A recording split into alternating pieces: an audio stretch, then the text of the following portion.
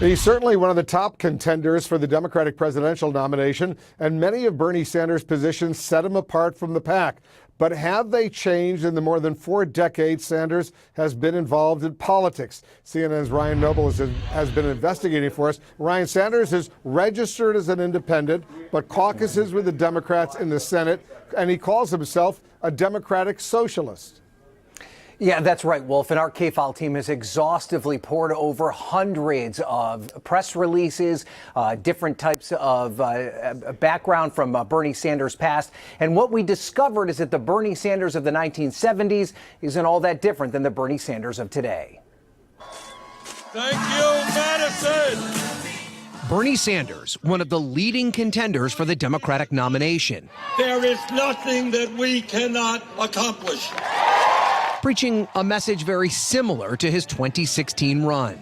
People cannot afford the medicine they need. They cannot afford the medicine they need. Start paying their fair share of taxes. Start paying their fair share of taxes.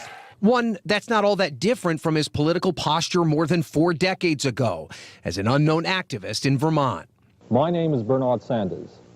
We are going to be looking at poverty in Vermont. Sanders often fights for low-income Americans, but he recently drew some criticism after his tax returns revealed his own income topped $1 million in 2016 and 2017, largely due to 2 best-selling books after his last presidential campaign. So if anyone thinks that I should apologize for writing a best-selling book, I'm sorry, I'm not going to do it. But according to a CNN K-File investigation, in his early years, Bernie Sanders felt differently. Nobody should earn more than $1 million, Sanders said in a 1974 article.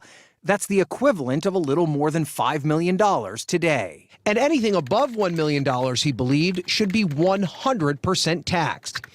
He said it should be illegal to amass more wealth than a human family could use in a lifetime, and that members of the Senate should earn the median income of their constituents. That philosophy on wealth disparity became the bedrock of Sanders' platform, railing against the ties linking economic and political power. The economic misery, totally unnecessary in my view, that is grinding down the lives of tens of thousands of Vermonters. Sanders' foray into politics was somewhat by accident. A pacifist, he avoided the Vietnam draft by applying for conscientious objector status. By the time his application was denied, he was too old to be drafted. He was working as a carpenter in Vermont when he attended a meeting of a small left-wing group called the Liberty Union Party. He emerged as their candidate for U.S. Senate. We're in this meeting, and we've done all our business, and here we don't have anybody for the U.S. Senate slot. I turn over and I see this bushy-haired guy in his rumpled clothes, and I'm saying, hey, you want to run for this seat? We need some fresh meat to sacrifice on the altar of the ballot. I don't think he had any illusions about winning, and I think he certainly surprised me, and I think he perhaps surprised himself by volunteering to run for the Senate. And that was the beginning of his electoral career. That campaign included some of Sanders' most extreme ideas, including legalizing all drugs, including heroin, and even legalizing hitchhiking, which he often did to get from event to event. Doris Lake campaigned with Sanders in 1972 as the Liberty Union's congressional candidate.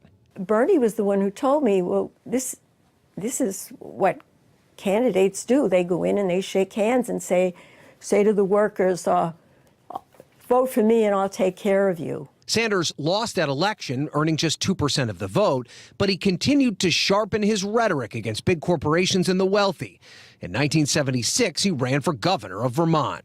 I think it's clear to anyone who follows the debate that both of these people are concerned about the interests of the 2 or 3% of the population who owns the state of Vermont and not the other 97% of the people who work for a living. Bernie has not, for better or worse, has not deviated. And the billions and billions and billions of dollars. Hundreds and hundreds and hundreds of billions of dollars.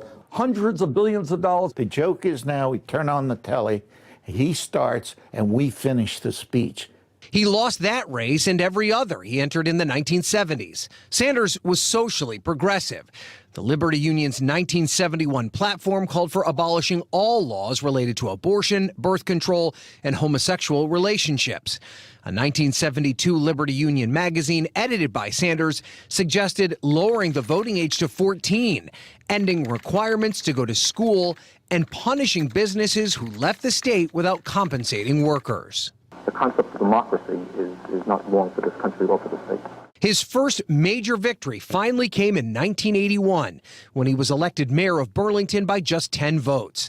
The policies he's held on to since then, like universal health care, free public college, and raising taxes on the wealthy, are largely what appeal to his supporters today. I have run for office in the state of Vermont on many occasions. Sometimes I've lost, more often I've won. What all of that showed is that those ideas were not radical ideas. They were common sense American ideas that the American people supported.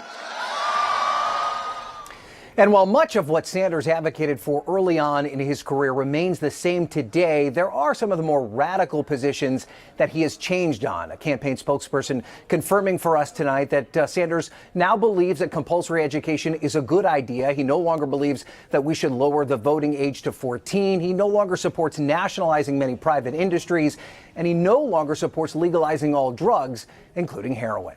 Wolf? Good report. Ryan Nobles, thanks so much.